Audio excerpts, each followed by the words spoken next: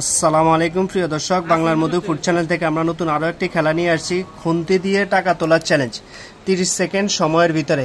প্রথমে অংশগ্রহণকারী আমাদের ভাইয়ার নাম জানো কি? আলামিন। আলামিন ভাইয়া শুরু, স্টার্ট নাও। 30 সেকেন্ড।